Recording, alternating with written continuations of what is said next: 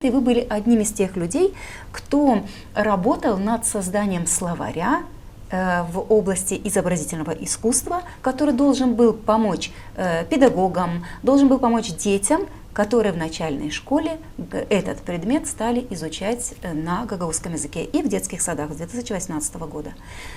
Имеете ли вы какую-то обратную связь? Этот словарь, насколько он широко вжился в жизнь, в школах, в детских садах?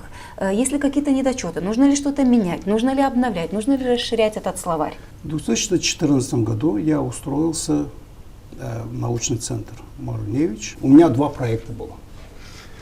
Я им сказал, невозможно сразу преподавать гагаузский язык, не зная слова про изобразительное искусство. Как преподаватель будет преподавать, если преподаватель не знает терминологию?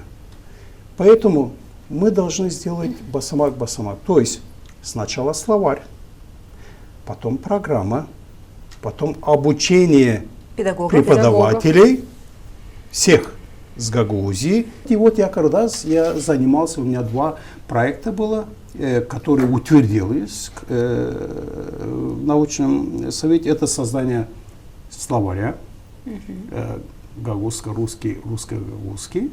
В области изобразительного искусства. В области изобразительного искусства. И второе было создание музея Петра Влаха. И Пашила обещал, что он найдет финансы и для первого, и для второго. Год я проработал, я обратил внимание, что особенно со словарем шло очень тяжело, потому что мне приходилось работать с Марией Ивановной Капуши у ней дома. То есть я в Казаклии, она в Копчаке, я приезжаю, беру, еду к ней домой, и мы целый день и ночь работаем над каждым словом.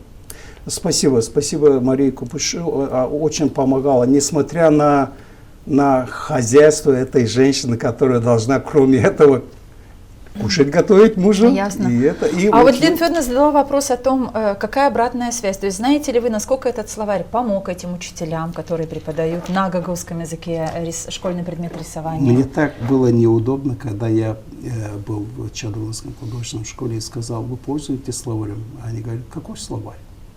То есть люди об этом даже не знают? Даже не знают. Абсолютно.